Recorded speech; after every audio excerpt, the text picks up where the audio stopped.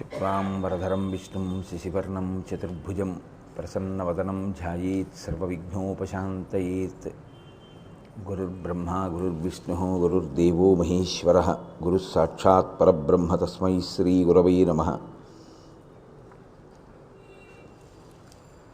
व्यासाय विष्णुरूपाय व्यासरूपाय विष्णवे नमो वै ब्रह्मनिधये वासिष्ठाय नमो नमः।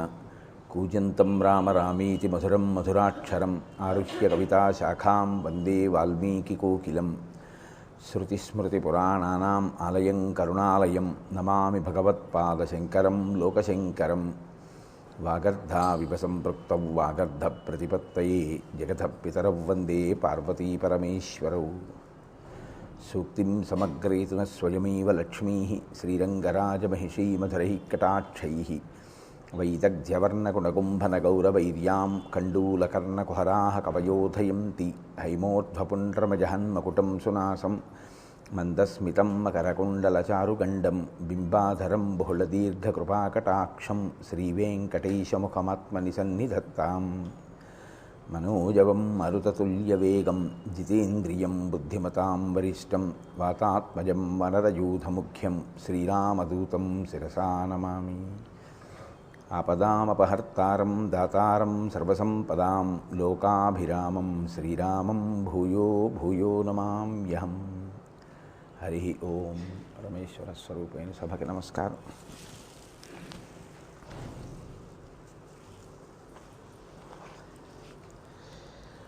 ధూర్జటికృతమైన కాళహస్తీశ్వర శతకంలో ఒక పద్యాన్ని నిన్న మీకు కొంతవరకు విజ్ఞాపన చేశాను. వన్నే ఏనుగుతోలు దుప్పటము బువ్వా కాలకూటంబు చేగిన్నే బ్రహ్మకపాలము ఉగ్రమగు భోగే కంఠహారంబు నిన్నీలాగున నుండియున్ తెలిసియున్ నీపాద పద్మంబునన్ చీర్చన్ నారాయణుడెట్లు మానసమునన్ శ్రీకాళహస్తీశ్వర అని అడిగాడు. అందులో మేల్ ఒక చిన్న కితాబు కూడా ఇచ్చాడు. వన్నే ఏనుగు తోలు దుప్పటం, ఆయన కట్టుకునేటటువంటి వస్త్రం ఒక ఏనుగు యొక్క తోలు. దానిని నేను మీకు వివరణ చేశాను. బువ్వా కాలకూటంబు, ఆయన తినే ఆహారమా, ఆయన తినే ఆహారమా అంటే ఎప్పుడూ అది తింటుంటాడు అని కాదు, ఆయనది తిన్నాడు అని ఆహారంగా అన్వయం. బువ్వా కాలకూటంబు చేగిన్నే బ్రహ్మకపాలము. నిన్నను ఆయన కాలకూట విషయాన్ని స్వీకరించడం వరకు మీకు విజ్ఞాపన చేశాను. చేగిన్నే బ్రహ్మకపాలం, ఆయన చేతిలో బ్రహ్మకపాలాన్ని పట్టుకుంటారు. దీన్ని నిందాస్తుతికి స్వీకరించాడు ధూర్జటి. ఆయన ఎందుకు పట్టుకోవాలి బ్రహ్మకపాలాన్ని అంటే, చేతిలో కపాలాన్ని ఇలా పట్టుకుంటే అది పాత్ర పట్టుకున్నట్టుగా ఉంటుంది కాబట్టి నీ చేతిలో ఉన్న గిన్నె అని అభివర్ణించాడు ఆయన. కానీ ఈశ్వరుడు చేతిలో కపాలం పట్టుకోవడానికి కొన్ని ప్రధానమైనటువంటి కారణాలు ఉన్నాయి. ఆయన చేత కపాలాన్ని పట్టుకోవడానికి ప్రధాన కారణం, బ్రహ్మగారికి ఒకానొకప్పుడు 5 శిరస్సులు ఉండేవి. పరమశివుడు కూడా 5 శిరస్సులతో ఉంటాడు. అంటే అది స్థూలమైన వర్ణన అని ఉంటుంది. స్థూలమైన వర్ణన అంటే సాకారోపాసన యందు 63 లీలామూర్తులు పరమశివుడికి.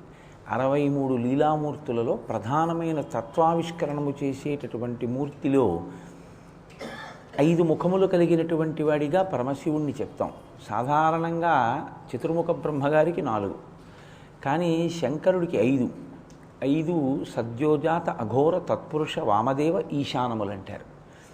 4 దిక్కులకు 4 చూస్తాయి. 5వది ఈశానము అనేటటువంటిది పైకి చూస్తుంటుంది. ఆ ఈశానమే మోక్షం ఇస్తుంది అని. ఈ 5 తలలతో ఉండేటటువంటి శంకర స్వరూపంతో నేను సమానమైన వాడనే అన్న అహంకారం జనించింది. ఎందుకని అంటే, ఆయనకి 5 తలలు, నాకు 5 తలలు, కాబట్టి ఏమిటి తేడా, మా ఇద్దరికి ఏం తేడా లేదన్నాడు. ఒకానొక ప్రత్యేకమైన సందర్భంలో శంకరుణ్ణి అధిక్షేపించాడు. నేను ఆయన మాట వినవలసిన అవసరం ఏముంది అన్నాడు. అప్పుడు పరమశివుడు నిగ్రహించవలసి వచ్చింది. నిగ్రహించడం అన్న మాటని మీరు ఇక్కడ ప్రధానంగా స్వీకరించవలసినటువంటి తత్వం అదే.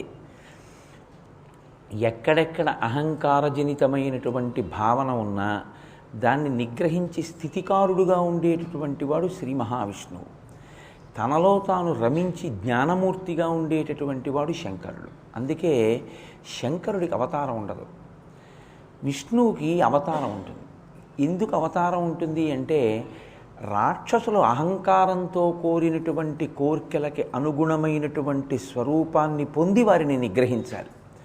ఒక రావణుడు ఉన్నాడు అనుకోండి, నేను నరవానరముల చేత తప్ప ఎవ్వరి చేత నిగ్రహింపబడనన్నాడు. కాబట్టి ఇప్పుడు నరుడిగా రావాలి, ఎందుకంటే స్థితికారుడు, ధర్మాన్ని నిలబెట్టాలి. కాబట్టి ధర్మాన్ని నిలబెట్టడానికి, అధర్మాన్ని నిగ్రహించడానికి అవతార స్వీకారం చేస్తాడు. అవతారము అంటే క్రిందకు దిగుట అని. అజాయమానో బహుధా విజాయతే. అసలు జన్మనెత్తవలసిన అవసరం లేనివాడు జన్మనెత్తి కిందకి దిగి వచ్చి మాంసనేత్రము చేత చూడడానికి యోగ్యమైన రూపాన్ని పొందేటటువంటి ప్రక్రియకి అవతార స్వీకారము అని పిలుస్తారు. ఇది ధర్మరక్షణార్థం విష్ణు ఒక్కరే చేస్తారు, ఇంకెవరు చేయరు. కానీ మీరు చాలా జాగ్రత్తగా తత్వ పరిశీలనం చేస్తే విష్ణువు ఎలా అవతారం స్వీకరిస్తారో అమ్మవారు అలా అవతారం స్వీకరిస్తారు. శంకరుడి భార్య అయిన పార్వతి అవతార స్వీకారం చేస్తుంది. అందుకే ఇద్దరి ప్రతిజ్ఞలు ఒక్కటే ఉంటాయి. పరిత్రాణాయ సాధూనాం వినాశాయ చ దుష్కృతాం ధర్మ సంస్థాపనార్థాయ సంభవామి యుగే యుగే. నేను ధర్మాన్ని రక్షించడానికి, సజ్జనులైన వాళ్ళు, ఈశ్వరోపాసకులైన వాళ్ళు నన్ను ఇలా చూడాలని కోరుకుంటే వాళ్ళ మాంసనేత్రమునకు కనపడడానికి యోగ్యమైన ఒక రూపాన్ని నేను స్వీకరిస్తాను అంటాడు విష్ణు భగవానుడు. యదా యదా హి సాధూనాం దుఃఖం భవతి దానవ తదా తేషాంచ రక్షార్థం దేహం సంధారయామ్యహం అంటుంది అమ్మవారు. దేవీ భాగవతంలో అమ్మవారు అంటుంది యదా యదా హి సాధూనాం పరిత్రాణాయ సాధూనాం. ఎప్పుడెప్పుడు నన్ను నమ్ముకున్నటువంటి భక్తులు నన్ను ఒక రూపంతో చూడాలని కోరుకుంటారో, యదా యదా హి సాధూనాం దుఃఖం భవతి దానవ. ఎప్పుడెప్పుడు నన్ను చూడాలని, నా చేత రక్షింపబడాలని కోరుకునేటటువంటి సాధు పురుషులైన వాళ్ళు అధర్మమునందు ఉండేటటువంటి వారి చేత కష్టమును పొందుతారో, అప్పుడు వారిని రక్షించి వారిని కష్టపెట్టే వారిని నిగ్రహించడానికి నేను ఒక రూపాన్ని పొందుతాను అంటుంది ఆవిడ. కాబట్టి నారాయణ నారాయణి మీతో చెప్పాను, వాళ్ళిద్దరు అన్నా చెల్లెళ్ళు అని. వాళ్ళిద్దరే అవతార స్వీకారం చేస్తారు. కారణం ఏమిటంటే స్థితికారుడైన విష్ణువు స్త్రీ స్వరూపంగా నారాయణి, నారాయణి పుంస్వరూపం నారాయణ. అందుకని స్త్రీగా ఆయన స్థితికారుడు, పురుషుడిగా స్థితికారుడు. యథార్థమునకు విష్ణువు శివుడి యొక్క దేహార్థ భాగంలోకి చేరడం వెనక ఉన్న తాత్వికమైన రహస్యం అదే. స్త్రీ స్వరూపంగా ఉన్నప్పుడు విష్ణువే నారాయణి అమ్మవారు అవుతాడు. లేకపోతే అనేక పదార్థాలు అయిపోవండి లోకంలో. విష్ణువు నారాయణి అయి శివుడి యొక్క దేహార్థ భాగంలోకి వెళ్ళిపోతాడు.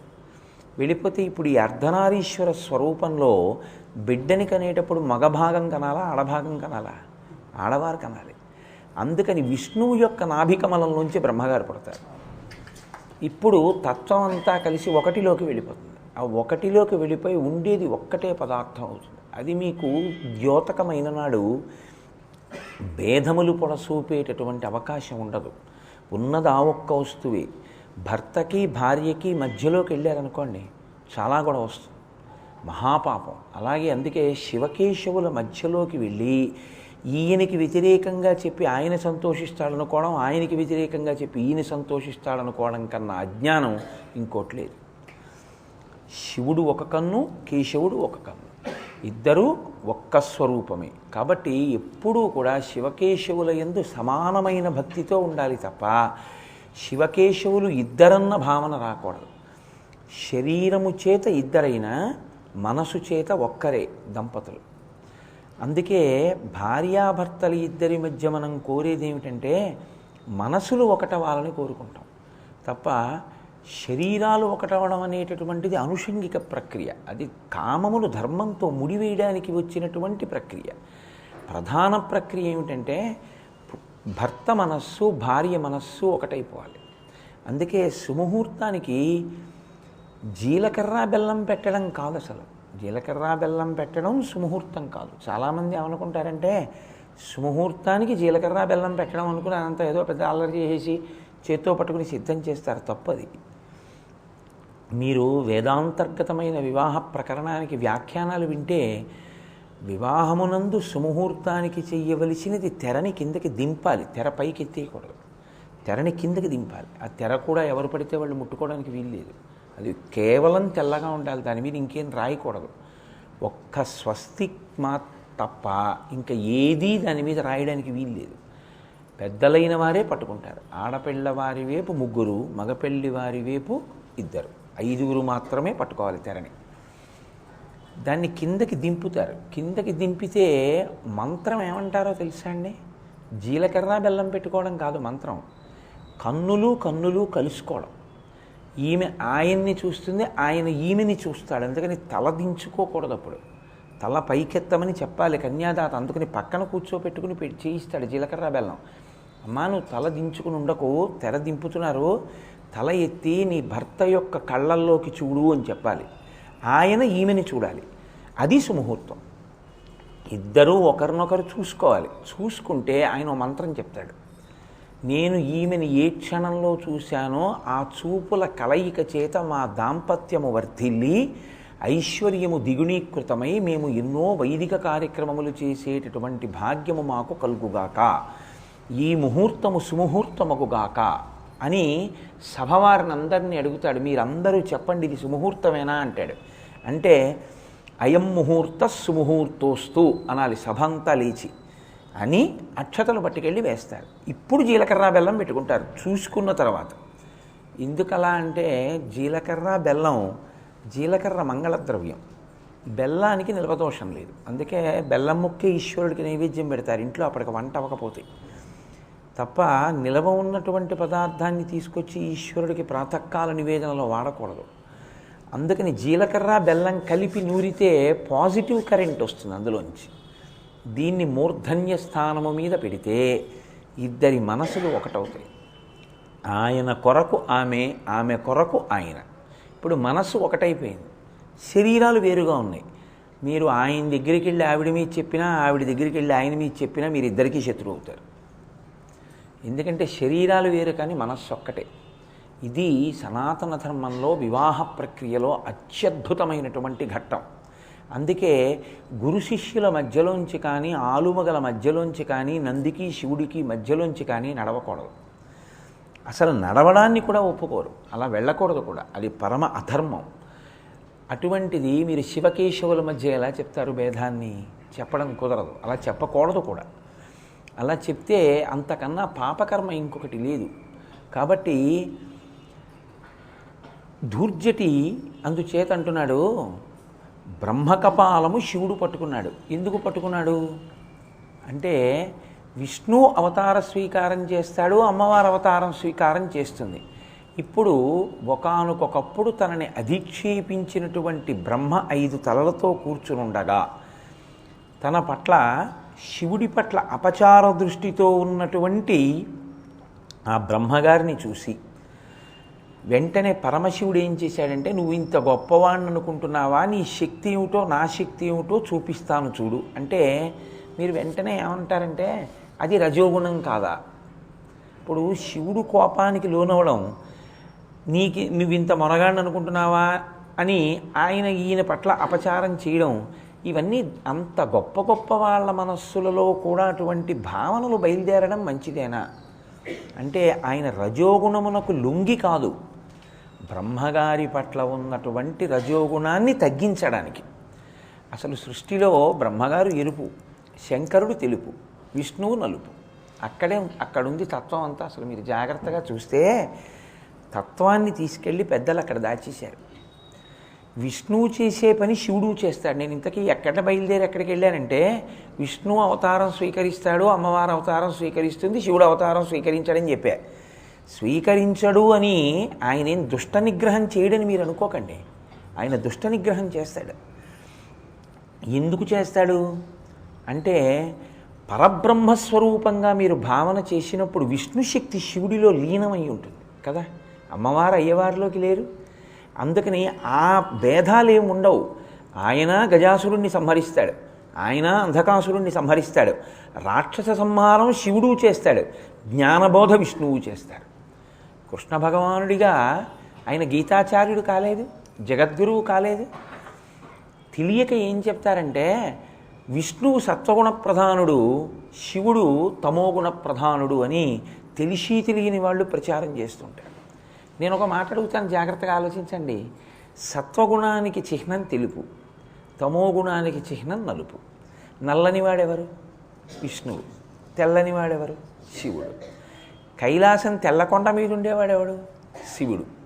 తెల్లని ఆబోతునిక్కేవాడెవడు? శివుడు. స్ఫటికమణిని భం అన్నట్టుగా ఉండేవాడెవరు? శివుడు. చంద్రుణ్ణి శిరస్సును ధరించేవాడెవరు? శివుడు. నల్లగా ఉండేవాడెవరు? విష్ణువు. పాము మీద పడుకునేవాడెవరు? విష్ణువు. నిద్రపోయేవాడెవరు? విష్ణువు. మీరు శయని ఏకాదశి చేయట్లా పడుకున్నాడని. ఇప్పుడు తమోగుణం ఎవరిది? విష్ణువుదా శివుడిదా? విష్ణువుది తమోగుణం, సత్వగుణం శివుడిది. అంటే ఏమయ్యా నువ్వు సాయంకాలం షట్పది చెప్పినప్పుడు అటంటావు, పొద్దున్న కాళహస్తీశ్వర శతకానికి వస్తే ఇటంటావు, అసలు నీ రంగేమిటి అని మీరు అనుకోకండి. నా రంగు తెలుపు. తెలుపు అంటే ఏమిటో తెలుసా అండి?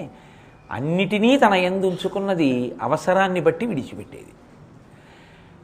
శంకరుడు సత్వగుణం అని నేను ఎందుకన్నానంటే తెలియనితనంతో అలా అంటారు, కానీ ఇద్దరిది సత్వగుణమే. పైకి నలుపుగా ఉంటాడు ఆయన, కానీ ఆయన నిద్రపోవడం తమోగుణం కాదు. నేను ఇందాక ఏమన్నాను? ఆయన నిద్రపోతాడు తమోగుణం అన్నాను. కాదు, ఆయన నిద్ర సత్వగుణం. ఎలాగో నేను నిరూపించనా? మనం నిద్రపోతే బాహ్యంలో ఏం జరుగుతుందో మనకి తెలియదు, అందుకని తమోగుణం. విష్ణువు నిద్రపోతే బాహ్యంలో ఏం జరుగుతోందో తెలియనివాడు కాదు ఆయన. నిద్రాముద్రాం అఖిల జగతి రక్షణే జాగరూకం అంది. అంటే నిద్రాముద్ర పట్టి కన్నులు మూసుకొని లోకంటితో మీ లోపలికి చూస్తాడు. అందుకే దక్షిణాయనం ముందు పడుకుంటాడు ఆయన. దక్షిణాయనం ముందు ఎందుకు పడుకుంటాడో తెలుసా అండి? ఎందుకు పడుకోవాలంటే అప్పుడు శయని ఏకాదశి చల్లగా ఉంటుంది కాబట్టి బాగా నిద్రపడుతుందనే కాదు. దక్షిణాయనం అంతా ఉపాసనా కాలం, అది మీరు బాగా పట్టుకోవాలి. ఉపాసనా కాలము ప్రతిబంధకములతో ఉంటుంది. అంటే దేహమునందు చాలా తొందరగా సుఖమనుభవించాలనేటటువంటి కోరిక కలిగించేదై దక్షిణాయనం ఉంటుంది. అందుకే దక్షిణాయనము రాక్షసుల చేత ఆవరింపబడి ఉంటుంది అంటారు. అది కారణం. దక్షిణాయనం మీరు చూడండి ఇంకొచ్చేస్తుంది. ఇంకా వచ్చేస్తే ఏమవుతుంది? శ్రావణ మాసం దగ్గర నుంచి వర్షాలు మొదలవుతాయి. వర్షం పడుతోందనుకోండి, హాయిగా పడుకోవాలనిపిస్తుంది. అందుకే ఆషాఢమాసం అత్తగారు కోడలు ఒక ఇంట్లో ఉండకూడదంటారు. మీరు వినుంటారు, అత్తగారు కోడలు కొత్తగా పెళ్ళైన ఏడాది ఓ ఇంట్లో ఉండకూడదండి అంటారు. ఎందుకు ఉండకూడదండి అని మీరు అడిగారు అనుకోండి, ఇలాంటి పిచ్చి ప్రశ్నలు లేకండి, ఎప్పటి నుంచో వస్తున్న సంప్రదాయం అంటారు. ఎందుకు వద్దంటారో తెలుసా అండి? ఆషాఢమాసం ఎప్పుడు జల్లులు పడుతూ నల్లటి మబ్బులతోటి చీకటిగా ఉంటుంది. తెల్లవారుజామున లేవబుద్ధి అయ్యదు. అందుకని అందున కొత్తగా పెళ్ళైన వాడు కదా పడుకుంటాడు భార్యతో కలిసి. అంతకన్నా నేను దానికి వివరణలు అక్కర్లేదు ప్రవచనాలు. కానీ తెల్లవారుజామున వర్షం పడితే వెంటనే దుక్కి దున్నకపోతే ఏడాదికి కావలసిన భోజనం దొరకదు. రైతు ఏం చేయాలి? పూర్వం బ్రాహ్మణులు కూడా దున్నేవారు. పోతన గారు వ్యవసాయదారుడు కాదు. నాగలి పట్టుకుని రైతు పరిగెత్తాలి పొలానికి గబగబా వాన పడ్డప్పుడు. ఈయన కిటికీలు వేసేసుకుని తలుపులు వేసేసుకుని పడుకుంటాడు. ఎంత చల్లగా ఉంటే అంత హాయిగా పడుకుంటాడు. పైన తండ్రి ఏం చేస్తాడు? అయ్యో కొడుకు పడుకున్నాడు, లేపడమా బాగుండదు, కొత్తగా పెళ్ళైన వాళ్ళని ఈయనే నాగలి పట్టుకుని వెళ్తాడు పొలానికి. ఈవిడ ఎప్పుడు ఆలస్యంగా లేస్తుంది భర్తతో కలిసి. కొడుకు అమ్మ నాన్నగారు ఏరంటాడు. నువ్వు పడుకుని నిద్రపోతున్నావు, తెల్లవారుజామున మీ నాన్నగారు వెళ్ళారు నాగలి పట్టుకుని పొలానికి అంటే ఈయన కూడా ఏం చేస్తాడు? గబగబా స్నానం చేసి పొలానికి పరిగెడతాడు. ఇప్పుడు తల్లి అంటుంది, అంటే అత్తగారు అంటుంది, ఏమమ్మా మనకి ఏడాదికి భోజనం ఎక్కడి నుంచి వస్తుందో తెలుసా? వ్యవసాయం వల్లే. వాన పడ్డప్పుడు మీ ఆయన పడుకుంటే మాత్రం లేపి పంపించద్దు. నువ్వు అలా పడుకోబెట్టి కూర్చుంటే పిల్లాడిని పెద్ద ఆయన వెళ్ళారు నాగలి పట్టుకుని ఎలా అంటుంది. అత్తా కోడలకి అభిప్రాయ భేదాలు రావడానికి ఆషాఢం కారణం అవుతుంది. తెల్లారగట్ట లేవడు కాబట్టి. ఆ అమ్మాయి ఆ సమయంలో అక్కడ లేదనుకోండి, ఏడాది అన్నం తింటారు, కాస్త ఒక్క నెల పుట్టింట్లో ఉంటుంది. అందుకని ఓ ఇంట్లో ఉండద్దన్నారు. ఏదైనా మన వాళ్ళు చెప్తే చాలా దూరం ఆలోచించి చెప్తారు. ఇంతకీ మళ్ళీ ఇది ఎందులోంచి పోయాను? విష్ణువు యొక్క నిద్రలోంచి వచ్చాను. విష్ణువు యొక్క నిద్ర నిద్రాముద్రాం నిఖిల జగతి రక్షణీ జాగరూకం. ఆయన నిద్రపోయే నిద్ర తామసిక నిద్ర కాదది. ఆయన పై కన్నులు మూస్తాడు, లోపల కన్నుతో మీ లోపలికి చూస్తాడు. దక్షిణాయనం చల్లగా ఉంటుంది, పడుకోబుద్ధి వేస్తుంది. ఆశ్వీజమాసం మంచు, పడుకోబుద్ధి వేస్తుంది. కార్తీకం చల్లగా ఉంటుంది, లేవబుద్ధి ఇది, తలస్నానం చేయబుద్ధి ఇది, పడుకుందాం అనిపిస్తుంది. ఇవంతా ఉపాసనా కాలం. మీరంతా చెయ్యవలసిన నోములు వ్రతాలు అన్నీ ఇప్పుడే ఉంటాయి. అసలు స్నానమే లేకపోతే ఇంకా మీరు చేసేదే ఉంటుంది? లేవకుండా చూస్తుంది ప్రకృతి. లేవాలని ఏదో భార్య 10 మాటలు తిడితేను, తండ్రి గారు తిడితేను లేచి విసుక్కుంటూ తిట్టుకుంటూ వెళ్ళి స్నానం చేసి, ఓపిక ఉన్నా కూడా వేడి నీళ్ళే స్నానం చేసి తలస్నానం మానేసి వచ్చి కూర్చునేటటువంటి వాడిది కాదు ఉపాసన. ఈశ్వరుణ్ణి ఉపాసన చెయ్యాలని తొందరగా 10 మాటలు గడియారం వంక చూస్తూ అమ్మో 4 అయిపోతుందేమో అని చెప్పి లేచి తొందరగా స్నానం చేసి ఈశ్వరాభిముఖం అయ్యేవాడెవరో వాడి మనస్సుని చూస్తుంటాడు విష్ణువు. అందుకని ఆయన పైకన్నులు మూసి లోకంటితో మీ లోపలి ఉపాసన చూస్తుంటాడు. అందుకని నిద్రాముద్రాం నిఖిల జగతి రక్షణీ జాగరూకం. ఇప్పుడు విష్ణువు ఎందు తమోగుణం ఉందా? లేదు. నల్లగా ఉంటాడు, కానీ నల్లనితనం చల్లనితనానికి గుర్తు. మబ్బు తెల్లగా ఉందనుకోండి మీకేం ఉపయోగం లేదు, శరత్కాల మేఘం అంటారు. మబ్బు నల్లగా ఉందనుకోండి మీకు ఉపయోగం, కురుస్తుంది. చల్లటి నీటిని పొంది చల్లగా ఉండడం, నల్లగా ఉండడం, మీ ఆర్తిని తాపాన్ని తీర్చడం నల్లతనానికి లక్షణం. ఇప్పుడు ఆయన నల్లగా ఉంటే మీకు వచ్చిన కష్టం ఏమిటి? ఆయన సత్వగుణ ప్రధానుడే. మేము అన్నామా నువ్వే కదా అన్నాం ఇందాక అనుకోకండి. మీరు తాత్విక పరిశీలనం చెయ్యాలి, ఎందుకు పెట్టారు ఇవన్నీ అన్నది. కానీ బ్రహ్మగారు ఎరుపు, ఈ ఎరుపుకి సమర్థించి సత్వాన్ని తేవడం కుదరదు.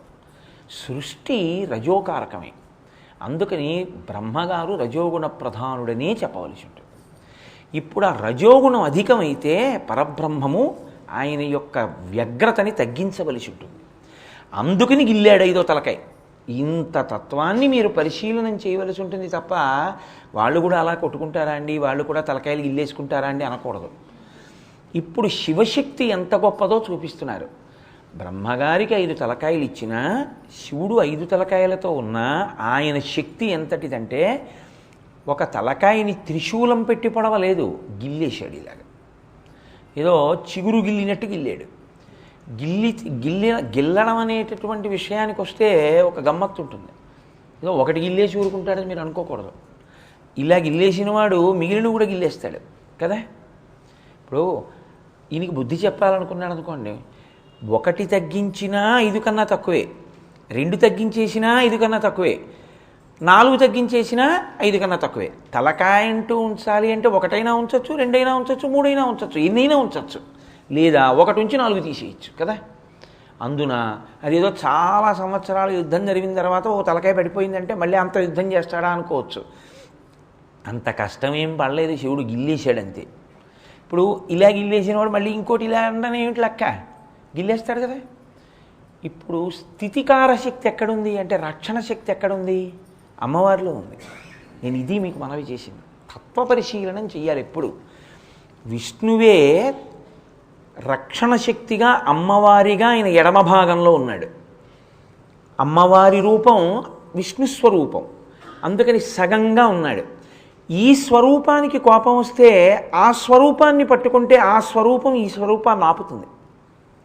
అందుకే రుద్రాధ్యాయంలో ఒక మంత్రం ఉంది, శివా రుద్రస్య భేషజీ, శివా విశ్వస్య భేషజీ అని.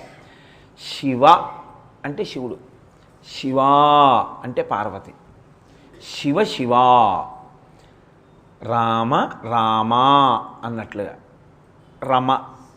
అలాగే ఇప్పుడు శివా రుద్రస్య భేషజీ, భేషజీ అంటే స్త్రీలింగం. ఆమె మూలిక ఎవరి పట్ల? కోపం వచ్చినటువంటి శివుడు రుద్రుడు, కోపం తగ్గిన రుద్రుడు శివుడు, అంతే. నాన్నగారికి కోపం వచ్చింది, బెల్ట్ తీశారు, నాన్నగారు బెల్ట్ నడుగు కట్టేసుకున్నారు, శివుడు అయిపోయాడు, అంతే. ఇప్పుడు నాన్నగారికి కోపం ఎందుకు వస్తుందని అడిగారు, ఆవిడ వల్లే వస్తుంది. శివా రుద్రస్య భేషజీ, శివా విశ్వస్య భేషజీ. ఆవిడే చేస్తుంది శివుణ్ణి రుద్రుణ్ణి. ఎందుకు చేస్తుందో తెలుసా అండి? పిల్లలు తప్పు మార్గంలో ఉన్నారనుకోండి, అమ్మ కోపం, అమ్మ దెబ్బలాడడం తాటాకులమంట. ఇప్పుడు పెద్ద కేకలేస్తుంది, తిడుతుంది, గబగబా పిల్లకి జడేసేస్తుంది, క్యారేజీ పెట్టేస్తుంది, అన్నం పెట్టేస్తుంది, తిడుతూనే నోట్లో అన్నం పెడుతుంది. కానీ అమ్మ తిట్టడం, అమ్మ కొట్టడం వ్యగ్రతతో ఉండవు, అందులోనూ ప్రేమే ఉంటుంది. అసలు అమ్మ అంటేనే ప్రేమ, రాశీభూతమైన ప్రేమ అమ్మ. అందుకే పెద్దలు ఏమంటారంటే, కరచరణాదులతో కదిలేటటువంటి ఈశ్వర స్వరూపమే అమ్మ. అమ్మని మించిన దైవం ఇంకొకటి లేదు. సృష్టి, స్థితి, లయ మూడు బ్రహ్మ విష్ణు మహేశ్వరులు చేస్తే ఆ మూడు కలిసి అమ్మలో ఉంటాయి. ఇవి తండ్రిలో ఉండవు. అది గమ్మత్తు. సృష్టి ఎంత అందమైన స్త్రీ అయినా కావచ్చు, మాతృత్వాన్ని కోరుతుంది కదా. తన కడుపుని పిండం పెరగడానికి ఆవాసంగా ఇస్తుంది. ఆమె వికారాన్ని పొందుతుంది. అయినా ఆవిడేం దాన్ని వికారం అనుకోదు, పరిపూర్ణత్వం అనుకుంటుంది. అమ్మయ్య, నేను ఎంత పరిపూర్ణత పొందానో అనుకుంటుంది. ఒక్కొక్కసారి నీకు మృత్యువు తటస్థించవచ్చు అంటారు ప్రసవమునందు. నిజంగా ఆ వేదన అటువంటిది. కానీ ఆమె అంత బాధకి ఊరుస్తుంది వాడు పుట్టాలని. వాడెవరో ఆవిడికి తెలియదు, ఆవిడెవరో వాడికి తెలియదు. నాభీబంధంతో, బొడ్డు సంబంధంతో తను తిన్నదాన్ని, తన శక్తిని ఆ పిండానికి ఇచ్చేస్తుంది. బయటికి వచ్చాక నిత్తురు పాలగా మార్చి స్తన్యంలోంచి ఇచ్చేస్తుంది. సృష్టి ఆవిడే చేసింది, లేకపోతే అసలు పిండం ఎక్కడ పెరిగిందండి? ఇవాళ ఈ కోటేశ్వరరావు అనబడేటటువంటి శరీరం ఉంది అంటే మా అమ్మ తన కడుపులో నన్ను పెంచి పెద్ద చేసింది కాబట్టి శరీరం ఉంది. ఏమీ తెలియని రోజుల్లో ఆవిడ స్తన్యం ఇచ్చి పోషించింది కాబట్టి శరీరం ఉంది. ఆ తర్వాత వాడికి జలుబు చేస్తే, వాడికి జ్వరం వస్తే ఆవిడ ఉపవాసం ఉంటుంది. వాడికి దగ్గు వస్తే ఆవిడ వేడి చేసేవి తినడం మానేస్తుంది. అమ్మ స్థితికారుడు, విష్ణువు ఆవిడ రక్షక శక్తి. అమ్మని మించినటువంటి విష్ణువు లేడు, అమ్మని మించిన బ్రహ్మగారు లేరు, అమ్మని మించిన లయకారుడు లేడు.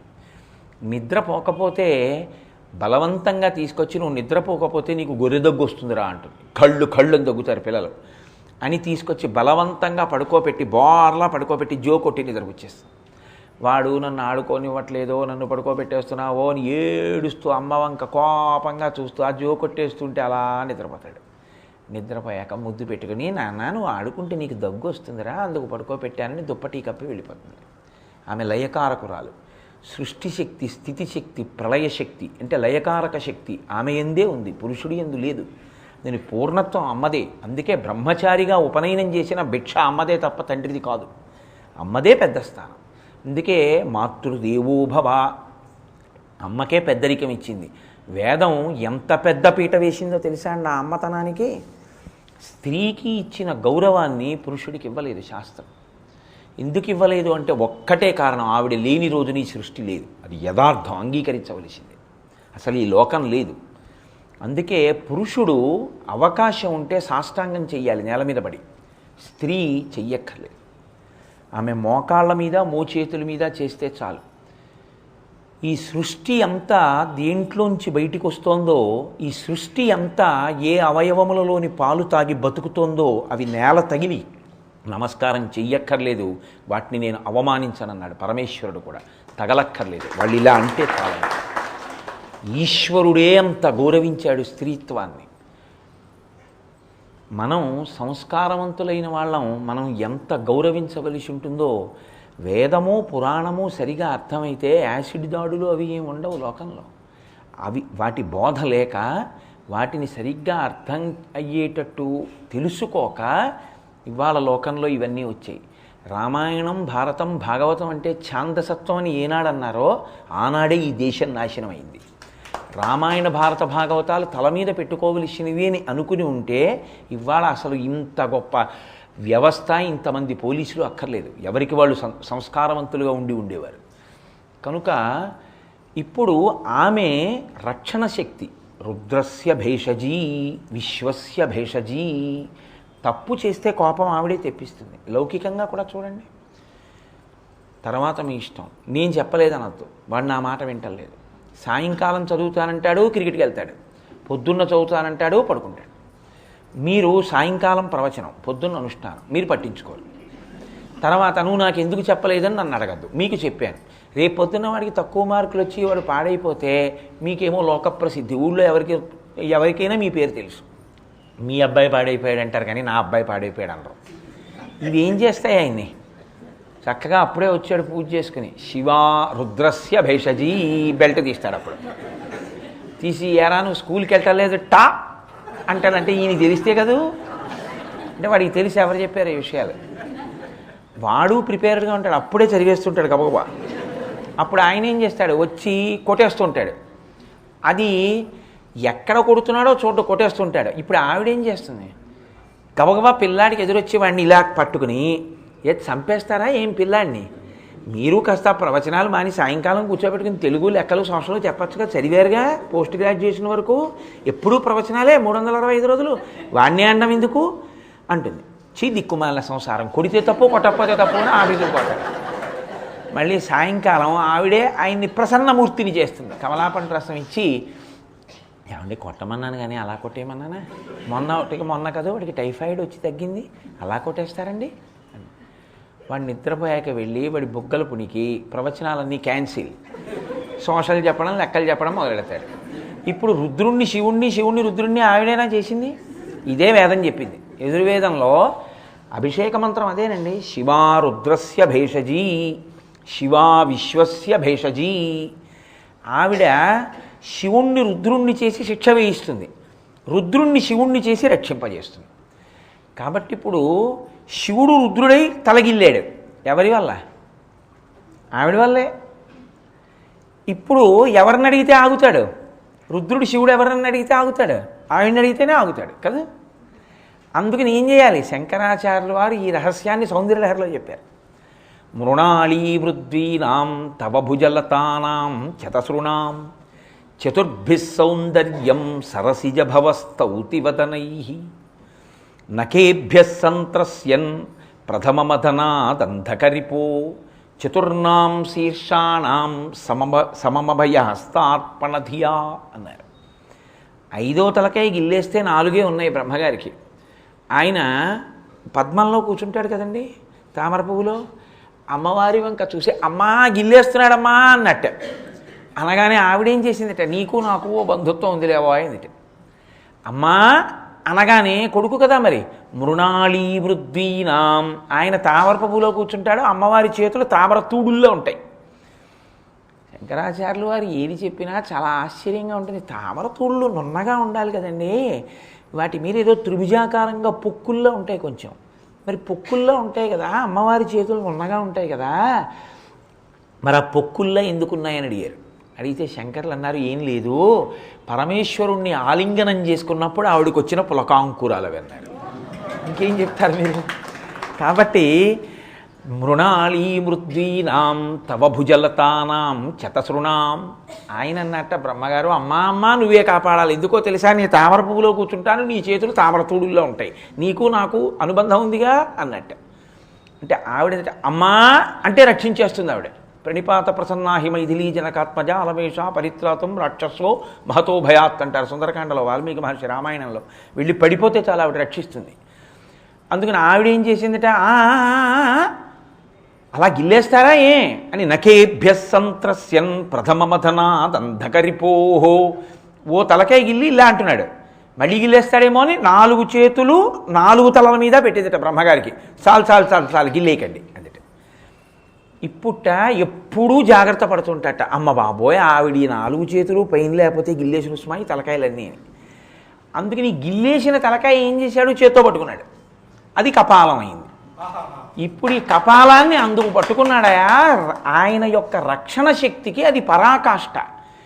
అది అమ్మవారి అయ్యవారిలో ఉండేటటువంటి శివాతత్వమునకు ప్రతీక. వాళ్లే శిక్షిస్తారు, వాళ్లే రక్షిస్తారు. అందుకని జగతపితరౌ వందే పార్వతీ పరమేశ్వరౌ.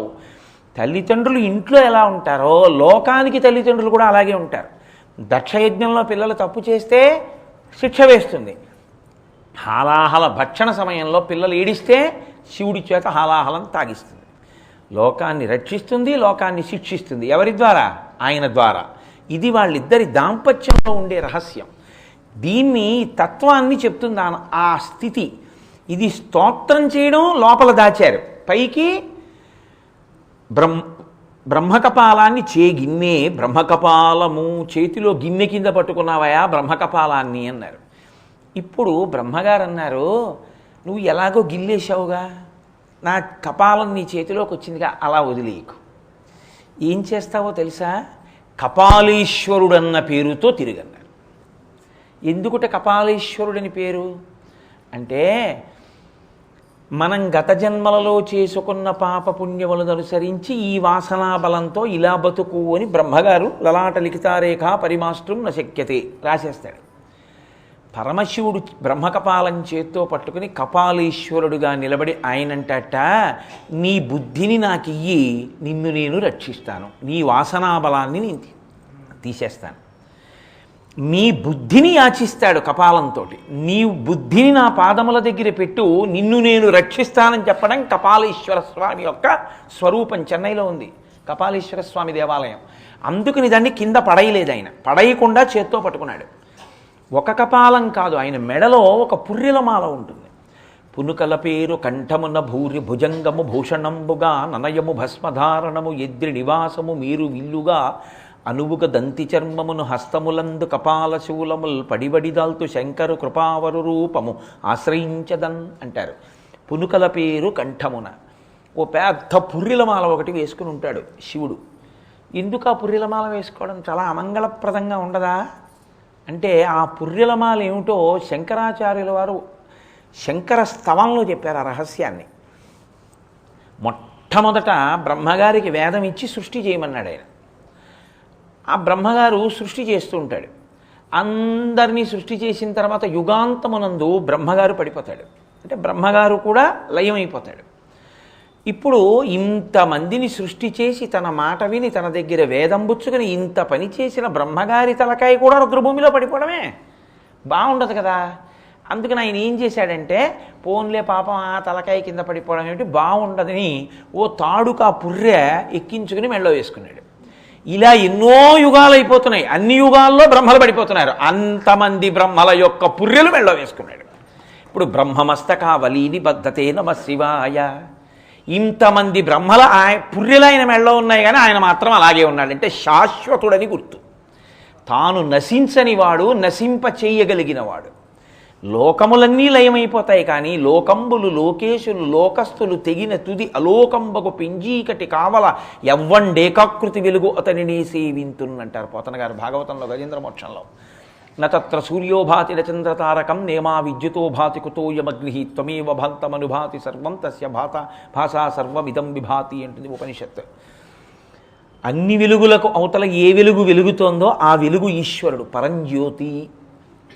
కాబట్టి ఇప్పుడైన కేవలం పుర్రె పట్టుకోవడమే కాదు, పుర్రెల దండ కూడా మెళ్ళో వేసుకున్నాడు. ఇప్పుడు ఆయన పుర్రెల దండ మెళ్ళో వేసుకున్నాడు, పుర్రె చేత్తో పట్టుకున్నాడని అమంగళ స్వరూపమా? అది ఆయన యొక్క గొప్పతనము, మీకు మీ జన్మ లక్ష్యాన్ని బోధ చేసేటటువంటి స్వరూపమా? నా కాళ్ళు పట్టుకో, నీ పుర్రెలో బుద్ధి మారుస్తాను, నీ వాసనలు తీసేస్తాను, నిన్ను నావాణ్ణి చేసుకుంటాను. అందుకే ఎక్కడెక్కడ శివస్వరూపమన్నా అక్కడక్కడ మనకు వచ్చేటటువంటి ప్రమాదాల మించి కప్పదాటు వేయిస్తాడు ఆయన. అలా అనుగ్రహిస్తూ ఉంటాడు. జ్వాలాతోరణము అని చేస్తారు కార్తీక మాసంలో. ఎందుకు చేస్తారో తెలుసా అండి? జ్వాలాతోరణం చేయడం వెనక ఒక రహస్యం ఉంది. పంట ఇంటికి వస్తుంది కార్తీక మాసంలో. పంట నువ్వు తిను, నాకు అక్కర్లేదు, ధాన్యం అంతా నువ్వు తిని, నీకేమైనా ఓపిక ఉంటే కంకులు తీసుకొచ్చి ఇలా కిందకు వచ్చేటట్టుగా గుత్తికట్టు అంటారు, గుత్తికట్టు కట్టి గుళ్ళోకి తీసుకొచ్చి కడతారు. నేను ఎక్కడుంటానో తెలుసా? నమో వృక్షేభ్యో హరికేశాయోపవీతినే పుష్టానాం పతయే నమో నమో. నేను లేనిదేం లేదు, ఈ పక్షులు మృగాలు అన్నీ నేనే. నువ్వు తీసుకొచ్చి కడితే పక్షుల రూపంలో తింటాను ఆ గింజలు చాలు. నీకు ప్రతిరోజు శివాలయంలో ఒక్కొక్క వడ్డు గింజ పక్షులు తింటుంటే శివుడికే నువ్వు నైవేద్యం పెట్టేసినట్టు. ఇన్ని గింజలు నాకి, అన్ని గింజలు నీకు ఇస్తాను. గడ్డంతా నీ పశువులకి పట్టుకెళ్ళు, కొద్దిగా కొత్త గడ్డి పట్టుకొచ్చి స్తంభానికి కడతారు, కట్టి దాన్ని వెలిగిస్తారు. వెలిగించి పార్వతీ పరమేశ్వరులతో కూడినటువంటి పల్లకి దాని కింద నుంచి వెడుతుంది. మీరు కూడా పల్లకి కింద నుంచి 3 మాటలు వెళ్ళాలి దాంతోపాటు. ఎందుకని అంటే ఒక పెద్ద అభయం ఇస్తాడు. ఏమిటా అభయం అంటే, మీరు భైరవుడు అని చూసుంటారు, శివాలయాల్లో ఉంటాడు కాలభైరవుడు అని. ఆయన దిగంబరంగా ఉంటాడు. ఆ కాలభైరవుడే 2 రూపాలతో ఉంటాడు, ప్రసన్న భైరవుడు, రౌద్ర భైరవుడు అని. పాపాలు చేసినటువంటి వాళ్ళు శరీరాన్ని విడిచిపెట్టిన తర్వాత చాలా రౌద్రమైన స్వరూపంతో కనపడి యమద్వారం వైపుకి తీసుకెడతాడు ఆయన. అసలు ఆ యమద్వార ప్రవేశం అతలాకుతలంగా ఉంటుందంటారు. అసలు ఆ చప్పుళ్ళు వినడమే అంత భయంకరంగా ఉంటుంది అంటారు చేసిన పాపాలకి. అగ్ని జ్వాలలతో వెలుగుతూ ఉంటుంది ఆ ద్వారం. దాంట్లోంచి లోపలికి వెళ్ళాలి. అప్పుడే జీవుడు ఉడికిపోతాడు, అంత బాధ ఉంటుంది అని. సర్వేశ్వరుడు అంటే అట్ట శివుడు, ఏమిరా ఈ ఈ అన్నం కోసం కాదు ఇన్ని తప్పుడు పనులు చేస్తున్నావు? పంట ఇంటికి వచ్చిందిగా, పంటని ఇంట్లో పెట్టుకో, గుక్కెడు కంకులు తెచ్చి నా గుళ్ళో కట్టు. గడ్డి నీకంత అక్కర్లేదుగా, ఇంత గడ్డి తెచ్చి స్తంభానికి కట్టి వెలిగించు. అది జ్వాలాతోరణం, అదే యమద్వారం, జ్వాలాతోరణం. నీ శరీరం పడిపోయిన తర్వాత అది చూడకుండా ఉండడానికి నీ ముందు నేను ఉంటాను, నిన్ను కాపాడతాను. నువ్వు చేసిన పాపాలు క్షమిస్తాను. కాస్త గడ్డి తెచ్చి కర్ర కట్టి వెలిగించి నేను ముందు నడుస్తాను, నా వెనక నువ్వు నడు. మన కోసమని పరమేశ్వరుడు పల్లకీలో తిరుగుతాడు. అది జ్వాలాతోరణమైన సౌలభ్యానికి గుర్తు. ఎందుకని? తండ్రితనం. ఎంత పాడవుతున్నాడో అంత బెంగెట్టుకుంటాడు తండ్రి. అయ్యో వాడు ఇలా వృద్ధిలోకి వస్తాడు, ఎలా వృద్ధిలోకి వస్తాడు, ఎలా వృద్ధిలోకి వస్తాడని వాడి కోసం నోములు, వాడి కోసం వ్రతాలు. నా దగ్గరికి వచ్చి అడిగే వాళ్ళలో తల్లిదండ్రులు 90% మంది ఇవి అడుగుతారు. నేను బాగుండాలని ఎవరు అడగరు. మా అమ్మాయి పెళ్ళి అవ్వాలండి, మా అబ్బాయికి ఉద్యోగం రావాలండి, వాడు సరిగ్గా ఉండట్లేదండి, వాడు చదువుకోవట్లేదండి. అయితే అమ్మాయి ఇది చదివిస్తారా? వాడు చదవడండి. నేనేమన్నా చదవనా అండి? అది తల్లితనం, తండ్రితనం కదా. నాకు ఎప్పుడూ ఈ పార్వతీ పరమేశ్వరులు జ్ఞాపకానికి వస్తుంటారు నన్ను వాళ్ళు అలా అడుగుతుంటే. అమ్మా అయ్యేటంచు ఎవ్వరిని నేనన్నాను శివాని నేను సుమి. మామూలుగా లౌకికమైన తల్లిదండ్రులకే ఇలా ఉంటే పాడైపోతున్న మనని చూసి ఆయన ఉద్ధరించడానికి ఎన్ని స్వరూపాలు తీసుకున్నాడో. ఒక కపాలీశ్వరుడిగా వచ్చాడు, జ్వాలాతోరణ స్వరూపంగా వచ్చాడు. వచ్చి జ్వాలాతోరణంలో నా వెనక రారా అన్నాడు. కాదు, ఇంకొక రహస్యం ఏమిటో తెలుసా అండి? నీకు బుద్ధిని, మంచి బుద్ధిని ఇస్తాను, నా వంక ఒక్కసారి చూడు. ఈ పుర్రె నీకు ఇచ్చినందుకు ఇలా ఉంచు, నీ పుర్రె నా కాళ్ళ వైపు ఉంచు. ఈ పుర్రె ఉంచితే ఈ పుర్రెలో మంచి బుద్ధి పెడతా, నువ్వు నన్ను చేరేట్టు చేస్తా. ఇంకొకసారి ఈ పుర్రెతో తిరగక్కర్లేదంటే ఇక మళ్ళీ నువ్వు జన్మ ఎత్తవు. అందుకే శంకరుడు 2 చంపుతాడు. మన్మధుణ్ణి కాలుస్తాడు, యముణ్ణి తంతాడు. యముణ్ణి కూడా చంపాడుగా తన్ని. దాని తాత్విక రహస్యం ఏమిటో తెలుసా అండి? పుట్టాలి అంటే తల్లిదండ్రుల మీద మన్మథబాణం పడుతుంది. మనం పుట్టవలసిన అవసరం ఉంటే, కర్మ ఉంటే వాళ్ళ మీద మన్మథబాణం పడితే మనం పుడతాం, జనన కారణం అవుతుంది. యమపాశం పడితే ఈ శరీరం పోతుంది, అంతే. ఒకటి పడితే పుడతాం, ఒకటి పడితే పోతాం. ఏవి పడితే పుడుతున్నావో దాన్ని కాలుస్తా, ఏది పడితే చచ్చిపోతున్నావో దాన్ని చంపేస్తా. కాబట్టి నువ్వు పుట్టవు, చావవు, నీకు ఇంక ఇదే ఆఖరి చావు. ఏం కావాలి నీకు? దీనికి మన్మధుణ్ణి చంపా, యముణ్ణి తన్నా, నీకు ఇంకేం కావాలి? నేను నీకు ఇవ్వలేనని ఎందుకు అనుకుంటున్నావు? ఈ అభయం ఇవ్వడం మన్మథ దహనం, యమ నిగ్రహం, ఈ 2 చేశాడు శివుడు. దీన్ని మీరు తాత్వికంగా ఆలోచించినప్పుడే మీకు శివపాదారవింద సేవనము ఎందుకు చెయ్యాలో మీకు అర్థమవుతుంది, ఎందుకు శివార్చన చెయ్యాలో అర్థమవుతుంది. ఈ పొంగు లోపల పెట్టుకుని నిందాస్తుతి చేస్తున్నాడు ధూర్జటి. పొంగిపోతూ చెప్తున్నాడు ఈ మాట. కాదుట, నీకు లోపలి పోషణే కాదు బాహ్య పోషణ కూడా నీ చేస్తానన్నాడు. ఏవో పాపకర్మలు చేశావు, ఆ పాపకర్మల యొక్క ఫలితంగా అన్నం లేకుండా బాధపడుతున్నావు, ఐశ్వర్యం లేకుండా బాధపడుతున్నావు. వాళ్ళని వీళ్ళని అడుగుతావు ఎందుకు? అందరినీ ఆశ్రయిస్తావు ఎందుకు? వాళ్ళని ఆశ్రయించకు. నీకు పెట్టడానికి నేను సిద్ధంగా ఉన్నాను అని ఈ చేతిలో బంగారు పాత్ర, చేతిలో తెడ్డు పట్టుకుని ఆవిడ నించుంది. నీకేం కావాలి చెప్పు, నేను ఇస్తాను. అన్నం కాదది. అది ఉభౌ దర్వీ కుంభౌ మణిగణక సంభావిత గుణౌ దదానాపాణిభ్యామృతరసమృష్ణాన్న కలితౌ కలాఢ్యా కళ్యాణీ కలిత సదన శ్రీగిరసి శిరసస్యసౌ భ్రామర్యంబా రచయితుమదిష్టార్థ విభవం. ఇష్టార్థ విభవం, నీ కోరికని తీర్చడానికి అన్నపూర్ణి సిద్ధంగా ఉంది. అందుకే అమ్మ చూడండి, కొడుకు ఎంతో పాడైపోయి రాత్రివేళ ఇంటికి తిరిగి వచ్చినా కూడా నాన్న అన్నం తినరా, ఆరోగ్యం పాడైపోతుందిరా అంటుంది. అందుకే అది యథార్థమా అన్న విషయాన్ని ఆలోచించకండి. ఒక కథ చెప్తారు పెద్దలు, అమ్మ ప్రేమ అంటే ఎలా ఉంటుందో. వెనకటికి ఒక వలయాలి దగ్గరికి వెడితే ఆవిడకి ఆయన తల్లి మీద కోపం. ఆ యువకుడు వెలయాలి దగ్గరికి వెళ్ళాడు, నీ పొందు కావాలి నాకు అన్నాడు. ఆవిడంది, నీ తల్లి గుండె పట్టరా, నీకు పొందు సుఖం ఇస్తాను. ఆయన రాత్రి తల్లి నిద్రపోతుంటే కత్తి పెట్టి గుండె కోసేశాడు. కోసేసి ఆ గుండెకాయ చేత్తో పట్టుకున్నాడు. అది ఇంకా లబ్ డబ్బని కొట్టుకుంటోంది. చేత్తో పట్టుకుని గబగబా వెలయాలి దగ్గరికి వెడుతూ గడప తన్నుకుని కింద పడిపోయాడు.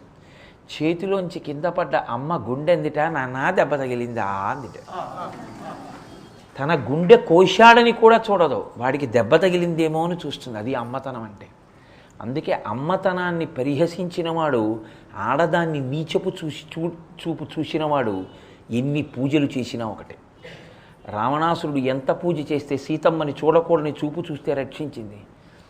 ఆడదాన్ని గౌరవించిన కన్నా పూజ లోకంలో ఇంకోటి లేదు. కాబట్టి అమ్మ అన్న మాట అంత గొప్పది. కాబట్టి ఇప్పుడు ఆవిడ నీకు అన్నం పెట్టడానికి సిద్ధంగా ఉంది. మగవాడు అన్నం పెట్టాడు అనుకోండి, రాడు దగ్గరికి. నాన్నగారు రోజు నాన్నగారు అన్నం పెట్టడం అలవాటు అనుకోండి, తప్పు చేసిన పిల్లాడు ఇంటికి రాడు అసలు అన్నం తినడానికి. ఎందుకంటే నాన్నగారు అన్నం పెడతారంటే కొడతాడు గరిటెట్టి. అమ్మ అన్నం పెడుతుంది అనుకోండి, ఏడుస్తుంది, ఎవరే పాడైపోయావరా నాన్న అన్నం తినరా అని ముందు అన్నం పెట్టేసి వాడు మజ్జిగ అన్నంలోకి వచ్చాక ఏడుస్తుంది. ఎందుకో తెలుసా అండి? పప్పు అన్నంలో ఏడిస్తే నువ్వు ఇలా పాడైపోతున్నావురా అని వాడు తినకుండా లేచిపోతాడేమో అని మజ్జిగ అన్నం తినే వరకు ఓర్చుకుని, ఒరే నువ్వు ఇలా పాడైపోతున్నావు, ఆరోగ్యం పాడైపోతుంది, నాన్నగారు ఎంత బాధపడుతున్నారో తెలుసా అని అప్పుడు ఏడుస్తుంది. వీడు నువ్వు ఎప్పుడు నన్ను ఇలాగే తినేస్తావని లేచిపోతాడు. ఆవిడ మాత్రం అలా చెప్తూనే ఉంటుంది, వాడి కోసం ఉపవాసాలు చేస్తూనే ఉంటుంది. అది అమ్మతనం అంటే. అటువంటి అమ్మ అన్నపూర్ణ. అది మొట్టమొదట శంకరుడు పెట్టిన వ్యవస్థ. పార్వతి నా దగ్గరికి రారు, నీకేం కావాలో చెప్పు నేను ఇస్తానంటే, నీ చేసిన పాపం ఉంది కొడతావేమో అంటారు, నా త్రిశూలం వంక చూస్తారు. అందుకని అన్నపాత్ర గరిటే నీకు ఇచ్చేస్తాను, నువ్వు పెట్టి. ఆవిడంది, తప్పకుండా, అంతకన్నా నాకేం కావాలి, అదే కదా అమ్మతనం. అందుకని ఆవిడ అన్నపూర్ణగా నిలబడింది. అందుకే మీకు కేరళలో ఒక అన్నపూర్ణేశ్వరి దేవాలయం ఉంది. అక్కడ ఏం చేస్తారో తెలుసా అండి? అసలు బయట ఎక్కడైనా కనపడితే పట్టుకోబడవలసినటువంటి దొంగలు అన్నపూర్ణ దేవాలయం పక్కన అడవిలో తిరుగుతుంటారు. రాత్రి 11 గంటలకి అందరికీ అన్న సమారాధన అయిపోయిన తర్వాత అర్చకులు నిశ్శబ్దంగా అరణ్యంలోకి వెళ్ళి ఓ చెట్టు కింద అన్నము, పప్పు, కూర, పచ్చడి అన్నీ పెద్ద పెద్ద ఆకుల్లో పెట్టి సర్ది వెళ్ళిపోతారు వాళ్ళు. అక్కడికి రక్షక భటులు కూడా వెళ్ళరు. ఎందుకంటే అన్నపూర్ణ ప్రసాదం. అన్నం లేక తప్పుడు పనులు చేసి అడవుల్లో తిరుగుతున్నవాడు కూడా వచ్చి ఆ అన్నం తిని బతుకుతాడు. వాళ్ళకి కూడా అన్నం పెట్టాలని అక్కడ అన్నం పెడతారు తీసుకెళ్ళి. అన్నపూర్ణ అంటే అది ఆ తత్వం. ఆవిడ రచయితు మదిష్టార్థ విభవం. ఆ తల్లి మీ కోరిక ఏదైనా తీరుస్తుంది. ఆవిడ ఇలా పట్టుకుందిటే, రారా పెడతానని. ఓడన్నాడు, ఆడదాన్ని అడగడమా అన్నాడు. లేరండి, మహిషాసురుడు లేడు, ఆడదన్న చులకన, ఆడది నన్నేం చేస్తుంది అంటుంటాడు ఒక్కొక్కడు. అందుకని ఆడది ఆవిడేం చేస్తుంది అంటున్నాడు. ఎలాగండి, నేను అమ్మని పట్టుకున్నాను కానీ వాడికి అహంకారం ఉండిపోయింది పురుషుణ్ణని, ఏం చేయను అంది ఆవిడ. పురుషులందరికన్నా గొప్ప పురుషుడనైన నీ భర్తనైన నేనే వచ్చి భవతి భిక్షాందేహి అని నీ దగ్గర పుచ్చుకుంటే ఇంకా వాడికి ఎందుకు అహంకారం? అందుకని నేనే ఆది భిక్షువునై నీ దగ్గర పుచ్చుకుంటానని ఆయనే వెళ్ళి అన్నపూర్ణమ్మ ఇంటి ముందు భవతి భిక్షాందేహి అని తిన్నాడు. ఇంకా నీకెందుకు అహంకారం? నువ్వు అడుగు వెళ్ళి మీ అమ్మని. నేను మా ఆవిడ్ని అడిగాను, నువ్వు అడుగు, మీ అమ్మ పెడుతుంది నీకు. ఇది అన్నపూర్ణ తత్వం, ఆదిభిక్షు తత్వం. కపాలం చేత్తో పట్టుకోవడం. మీ అహంకార వినాశం, మీ కాదు నా అహంకార వినాశనం చేయడం ఆయన చేతిలో కపాలం పట్టుకోవడం. ఒక్క మాట ఈశ్వరుడు యందు మీరు అంటే దానికి ఎంత తాత్వికమైనటువంటి రహస్యం ఉంటుందో తెలుసా అండి? భక్తుల్ని ఉద్ధరించడం కోసమని ఎలాగైనా లోకంలో ఉండేటటువంటి జనాన్ని రక్షించాలనేటటువంటి తాపత్రయంతో పరమేశ్వరుడు అంత కిందకి వచ్చేస్తాడు. ఆయన ఎంత కిందకు వచ్చేస్తాడంటే మీ సంస్కారముతోటి ఆయనకి సంబంధం ఉండదు. భక్తి అన్నది ఒక్కటి ఉంటే చాలు. కౌగిలించుకుని పైకెత్తుకోవడానికి ఆది దంపతులు ఎప్పుడూ సిద్ధంగా ఉంటారు. అంత ఆశ్చర్యకరంగా ఉండేటటువంటి స్వరూపంతో ఉండే శివతత్వాన్ని చేగిన్నే బ్రహ్మకపాలము అంటాడు దూర్జటి. ఇది ఇంత కిందకి వచ్చి రక్షించగలిగినటువంటి ఈ స్థితికి పరాకాష్ఠగా ఒక మాట చెప్తారు శంకరాచార్యులు వారి శివానందలహరిలో. పెద్దలు ఓ మాట అంటారు, ఇంకా శివానందలహరిలో ఆ శ్లోకంతో సమానమైన శ్లోకాన్ని రచన చేయగలిగినటువంటి శక్తి కలిగిన కవి ఇప్పటి వరకు రాలేదంటారు. అంత గొప్ప శ్లోకం ఆ శ్లోకం. మార్గావర్తిత పాదుకా పశుపతే రంగస్య కూర్చాయతే గండూషాంబు నిషేచనం పురరిపోర్దివ్యాభిషేకాయతే. ఆయన తిన్నడు, ఏమి తెలుసు ఆయనకేం తెలియదు. ఆయన అదృష్టం పండింది. పండి ఒకానొకప్పుడు శ్రీకాళహస్తి క్షేత్రం ఉన్నటువంటి సువర్ణముఖి నదీ తీరానికి ఆవలివేపు ఉన్న అరణ్యంలో వేటాడి వేటాడి అలిసిపోయి ఒక అడవి పందిని చంపారు స్నేహితులతో కలిసి. చంపి మీరు పెరియ పురాణం చదివితే అందులో చాలా వివరంగా ఉంటుంది తిన్నడి కథ. ఆ అడవి పందిని వాళ్ళు కాలుస్తున్నారు. కాల్చి కోసి సిద్ధంగా ఉంచండ్రా, వేటాడి వేటాడి ఒళ్ళంతా బురదయింది, కడుక్కొస్తానని సువర్ణముఖి నది దగ్గరికి వెళ్ళాడు. వెడితే ఆయనకు శివలింగం కనపడింది. ఆ శివలింగం ఆయనకి చాలా ఏమీ తిననట్టు నీరసంగా ఉన్నట్టు అనిపించింది. ఆయన భక్తి అంతే, ఆయనకేం తెలియదు పాపం, ఆయన శాస్త్రం చదువుకున్నవాడు కాడు. అంతే. ఆయన ఏం చేశాడంటే గబగబగబా అడవి పందిని కోస్తున్న దగ్గరికి వెళ్ళాడు మిత్రుల దగ్గరికి. ఒరే, ఇందులో బాగా రుచిగా ఉన్నటువంటి మాంసకొండ ఉన్న ప్రదేశం ఏది అని అడవి పందిలో ఉన్న మాంసపు ముక్కలన్నీ తీసి నవిలి చూశాడు. దాని శరీరంలో ఒక భాగం మంచి రుచిగా అనిపించింది, కొరికింది, నవిలింది, ఉమ్ముతో ఉన్నది. దాన్ని ఎడం చేత్తో పట్టుకున్నాడు. ఎడం చేత్తో పట్టుకుని ఈశ్వరుడి దగ్గరికి ఏది తీసుకెళ్ళకూడదు, దూష్యం అవుతుంది వెంటనే. పూజలో కూడా పూజా పరికరాలన్నీ కుడి పక్కన ఉండాలి. పూజ అయిపోయిన తర్వాత అభిషేకం పాలతో చేసేస్తే మళ్ళీ ఎడం పక్కన పెట్టాలి. అంతేకాని ఎడం పక్కన పెట్టి పూజకి తీసుకోకూడదు, అది దూష్యం. ఎడం చేత్తో పట్టుకున్నాడు. ఊరుకున్నాడా? మార్గావర్తిత పాదుకా పశుపతే రంగస్య కూర్చాయతే గండూషంబు నిషేచనం పురరిపోర్దివ్యాభిషేకాయతే కించిత్ భక్షిత మాంసశేష కబలం నవ్యోపహరాయతే భక్తి కిం నకరోత్యహో వనచరో భక్త్యావతంసాయకే. ఆ ఇంగిలి మాంసం ముక్కని పట్టుకుని పెడుతున్నాడు. పెడుతుంటే ఆయనకు అనుమానం వచ్చింది. అయ్యో, శివుడి మీద కొన్ని వాడిపోయిన పూలు ఉన్నాయి కదా శివలింగం మీద, అవి తీసేయాలి కదా. సరే తీద్దాం. కానీ ఆయనకు అలవాటు ఉంది, అభిషేకం అంటే స్నానం చేస్తే కానీ తినడం. కానీ స్నానానికి నీళ్ళు ఎలా పట్టుకెళ్ళడం? ఆయన దగ్గర ఏం లేదు. గండూషాంబు నిషేచనం, కాసి నీళ్లు నోట్లో పోసుకుని అని పుక్కిట పట్టాడు. ఆయన దగ్గర ఏం పాత్ర లేదు. ఆ పుక్కిట పట్టిన నీళ్లతో ఆ ఎంగిలి మాంసం ముక్క పట్టుకుని గుళ్ళోకి వెళ్ళాడు. గుళ్ళోకి వెళ్ళి ఇప్పుడు ఆ శివలింగం మీద ఉన్న పువ్వులు తీసేయాలి. శివలింగం మీద ఉన్న పువ్వులు తీయడానికి చేత్తో ముట్టుకుని తీయరు శివలింగం మీద పూలు. కూర్చా అని ఉంటుంది. కూర్చా అంటే మెత్తటి బ్రష్ అనుకోండి మీరు, దాంతో తీయాలి పువ్వులు. ఎందుకంటే తుమ్మి పూలతో పూజ చేస్తారు, అవన్నీ ఉండిపోతాయి. గోళ్లతో వాటితో ఇలా గోకకూడదు. ఎందుకో తెలుసా అండి, చాలామంది ఏం చేస్తారంటే ఈశ్వరుడికి అభిషేకం చేసి బట్ట పెట్టి గట్టిగా ఒత్తుతూ ఉంటారు. ప్రతిష్టామూర్తుల యందు ప్రాణం ఉంటుంది, అలా నొక్కకూడదు. చంద్రశేఖర భారతి అని మహానుభావుడు శృంగగిరి పీఠానికి ఆధిపత్యం వహించారు. సాలగ్రామాలు తుడుస్తున్నాడు శిష్యుడు. ఆయన బయటకు వచ్చారు. ఏమయ్యా, గుడ్డలో పెట్టి ఇలా ఇలా తుడిచేస్తున్నావు, అది ఎవరనుకుంటున్నావు? ఈశ్వరుడు. ఆయనకి నొప్పి పెట్టదు. పైన తుడిచి అక్కడ పెట్టలేవా? నీ తల నలుగురు కలిసి తుడిస్తే నీకు ఎలా ఉంటుంది గట్టిగా? ఏమిటా తుడవడం అన్నారు. యద్భావం తద్భవతి. ఈశ్వరుణ్ణి చూడగలగాలి నువ్వు.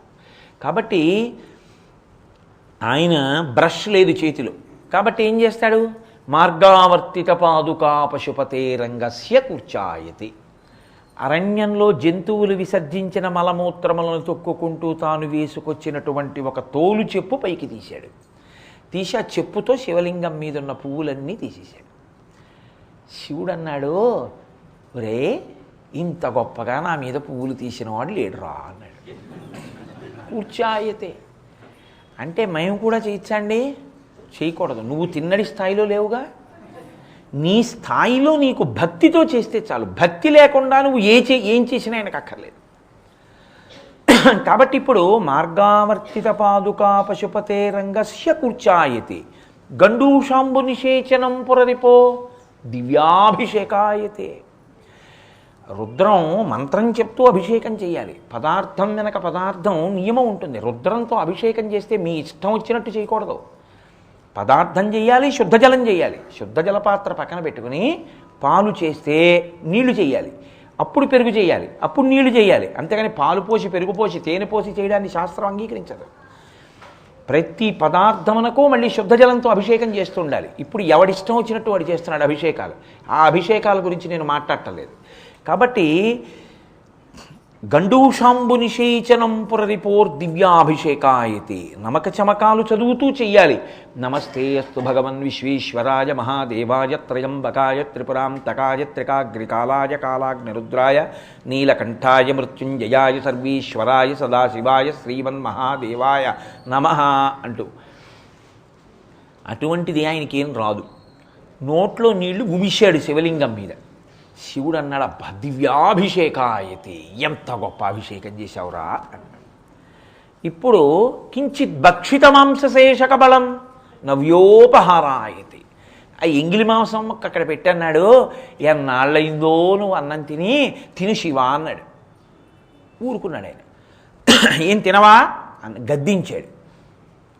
గబగబా తీసుకుని ఆ ఎంగిలి మాంసం మొక్క తినేశాడు. భక్తి కిం న కరోత్యహో వనచరో భక్త్యావసం సాయకే. భక్తి కన్నా గొప్పది ఉంది. భక్తి ఉంటే అన్ని అపచారాలు చేసినటువంటి తిన్నడివి ఉపచారాలయ్యాయి.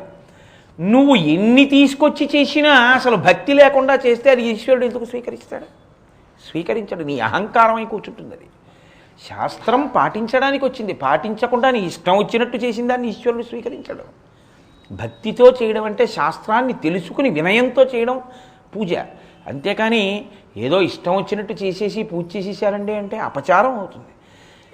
భక్తితో చేసిన అపచారం, తెలియక చేసిన అపచారం కూడా ఉపచారం అయింది. శివానంద లహరిలో శంకరుడు ఎంతకి కిందకి దిగొచ్చేస్తాడో భక్తి ఉన్న వాళ్ళ కోసం చూపించడానికి శంకరాచార్యులు వారు ఇచ్చారు ఈ శ్లోకాన్ని. ఇంకా ఇంతకన్నా పరమేశ్వరుడు దిగి రావడం అన్న దానికి ఉదాహరణ ఉంటుందండి.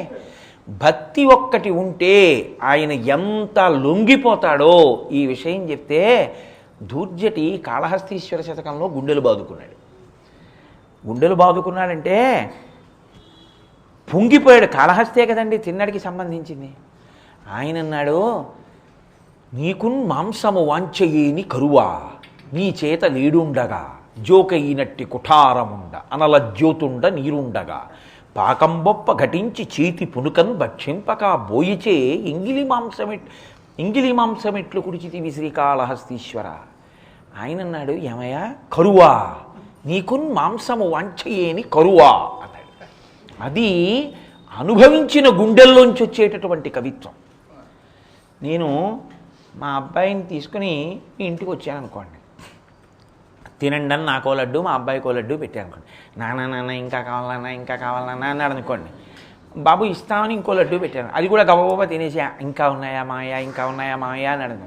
ఇంకోటి పెట్టారనుకోండి. ఇన్ని పెట్టినా తినేసి ఇంకా ఉన్నాయా అంటుంటే, బాబు ఏమనుకోకు, నువ్వు వస్తావని తెలియక డజనే చేసుకున్నాం మేము అన్నారు అనుకోండి వాళ్ళు.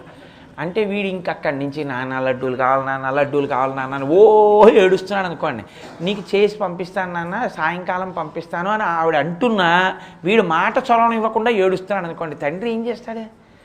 ఇస్తాను లేనా అని వీడు అలాగేనండి ఒక్కొక్కసారి తిక్క పెట్టేస్తాడండి. నిజంగా తింటాడు అనుకుంటున్నారా? ఏమిటో ఇవాళ తిన్నాడు, మా అబ్బాయి ఎప్పుడు తిండా, అలాగే దిష్టి తగులుతుందేమో బెంగవాడికి.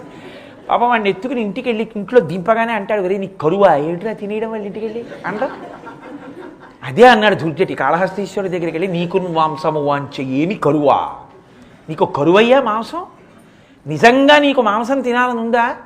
ధవళవపుషమిందోరు మండలే సన్నివిష్టం భుజగవలయహారం భస్మ దిగ్ధాంగమీశం మృగయ పరశుపాణిం చారు చంద్రార్థమౌళిం హృదయ కమల మధ్యే సంతతం చింతయామి.